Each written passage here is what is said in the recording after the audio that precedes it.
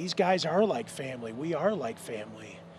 And it's very devastating news to hear that that you've lost some of them, to get a call and say that there's been an accident, you've lost them.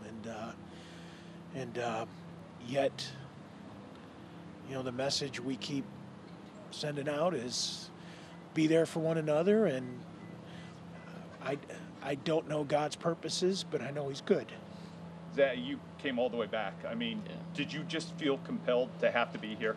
Yeah, I mean, they're like my little brothers from playing with them last year, and I just felt like all the guys, it's such a brotherhood around here that I knew that just seeing faces would help everybody out, staying close, and it was one of those things where I felt like I couldn't just sit back at home. I needed to get here and see my guys, see Coach, just try to help out in any way I could. It's hard, but we're a family and we stick together. We've always stuck together. My 2 years at John Wood were some of the closest 2 years I had. Met some of the best friends I've ever had. It's definitely a family, and it's hard, but that's why it's nice to have everyone around, because it's one of those things that you can't get through by yourself. But when you have your brothers around, it makes it a lot easier to stick it out when you got somebody to lean on.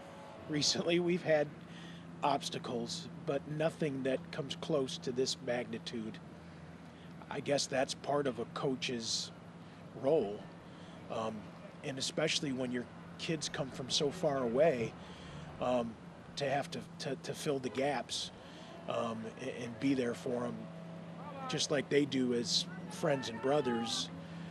That I have to, I don't want to say in a parental role, but you know, in a way that says I'm there for you and that their parents can trust. And we're doing our best to try to support the families of the guys that are hurt but still with us, and trying to do our best to support the families who have lost somebody, because we may have lost a teammate, but they've lost a son, and I can't imagine what that's like. You guys seem to have so much fun in that dugout.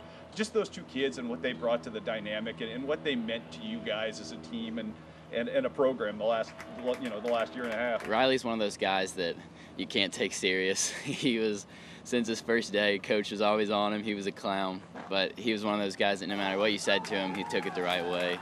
He always had a good heart about it. Edric was, I felt like Edric was like a little brother.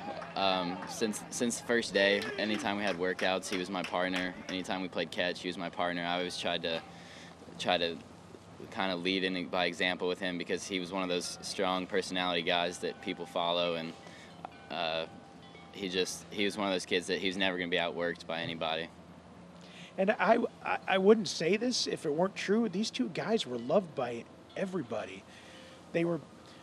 Riley was like the most happy-go-lucky spirit you could ever meet. Yeah, almost to the point that sometimes as a coach it would drive you crazy, but you knew that that's the way God made him, and you loved it about him. And Edric was almost akin to that, and always having fun, and always trying to find joy in things, and they're going to be missed.